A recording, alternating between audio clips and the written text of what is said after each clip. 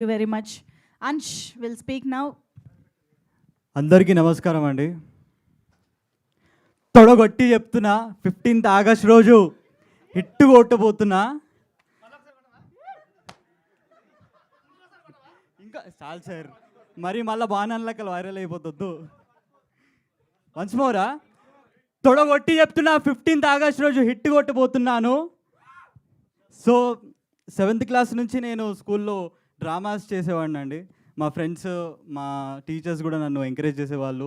అరే బాగుంటావురా, చాలా బాగా చేసావు యాక్టింగ్, చూడడానికి కూడా చాలా స్మార్ట్ ఉంటావు, మంచి అంటే హీరో ఉన్న మెటీరియల్ నువ్వు. సో నేను ఆఫ్టర్ 10th నేను I guess I might be repeating my self that నేను 5-6 ఇయర్స్ నుంచి పాస్ట్ 5-6 ఇయర్స్ నుంచి నేను ఆడిషన్స్ ఇస్తూ వచ్చా. సో ఇది like starting of my stage. కృష్ణానగర్లో ఆడిషన్స్ జరుగుతున్నాయి ఫర్ ద మెయిన్ లీడ్. వాళ్ళు కాస్టింగ్ కాల్ అయితే 9:30 అని చెప్పారు టైము. బట్ నేను అంటే నా ప్లాన్ ఏంటంటే నేను 8:30కి వెళ్ళిపోతా, అందరికంటే ముందు వెళ్ళి ఆడిషన్ ఇచ్చి సెలెక్ట్ అయిపోదామని నా ప్లాన్.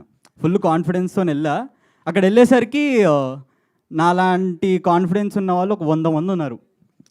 సరే ఇంకా ఆడిషన్ డీటెయిల్స్ ఇచ్చి వెళ్ళి ఆ లైన్లో చేరాను. 9:30కి స్టార్ట్ అయింది ఆడిషన్. నా టైం అంటే నా నంబర్ వచ్చేసరికి 3:34 అయిపోయింది. ఇంకా ఆ రోజు లంచ్ కూడా చేయలే నేను, బికాజ్ ఎక్కడ మళ్ళీ నా ఛాన్స్ వస్తే మళ్ళీ నేను ఉండకపోతే, అవైలబుల్గా ఉండకపోతే వేరే వాళ్ళకి నా నంబర్ ఇచ్చేస్తారని. సో ఇంకా అలాగున్నా అక్కడ. దెన్ ఆడిషన్ రూమ్లోకి వెళ్ళా. ఇంకా మళ్ళీ అంటే ఆడిషన్లో ఉన్న భాగంగా then again I gave my details. మళ్ళీ లెఫ్ట్ లుక్ అన్నారు, రైట్ లుక్ అన్నారు. దాని తర్వాత మళ్ళీ ఆడిషన్ ఇట్లా స్టార్ట్ చేయబోతున్నా ఒక నోన్ యాక్టర్ వచ్చారు రూమ్లో. వచ్చి మళ్ళీ డైరెక్టర్ గారిని ఆడిషన్ ఆపి ఆ యాక్టర్ని రిసీవ్ చేసుకున్నారు. రిసీవ్ చేశాక మళ్ళీ డైరెక్టర్ గారు అడిగారు ఆ యాక్టర్కి టీ కాఫీ ఏమైనా తాగుతారా అని. సో ఆ యాక్టర్ ఏమో కాఫీ తెప్పొచ్చిండు అన్నాడు. సో డైరెక్టర్ గారు నన్ను చూసి ఇట్లా కళ్ళతోని సైకిల్ చేశారు, అరే వెళ్ళి కాఫీ తీసుకురా. సర్లే అంటే అంటే వెళ్ళి తీసుకొద్దాం, ఏదో చిన్న అవకాశం ఇస్తారులే అని నేను కాఫీ తీసుకొని వచ్చానండి. సర్వ్ చేశా. దాని తర్వాత ఆ కాఫీ కప్పులు కూడా నేనే, అంటే వాళ్ళు తాగిన కాఫీ కప్పులు కూడా నేనే తీసుకొని బయట డస్ట్బిన్లో వేసాను.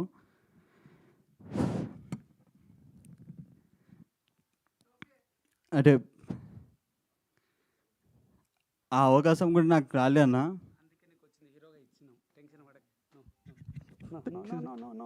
Thank you so much.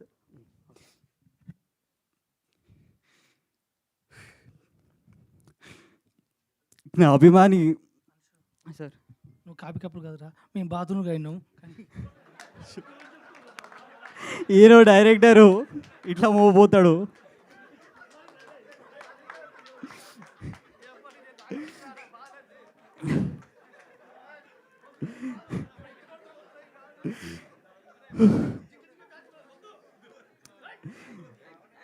నా అభిమాని హీరో, నా దేవుడు చిరంజీవి గారిని గుర్తుపెట్టుకొని నా గుండెలు పెట్టుకొని ఇలాంటి బాధలు ఎన్నో భరించానండి.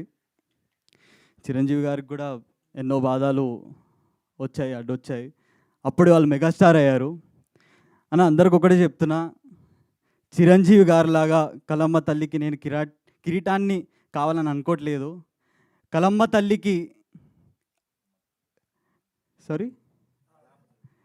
తల్లికి నేను వాళ్ళ పాదాల దగ్గర ఒక చిన్న పుష్పాన్ని అయినా చాలన్నా.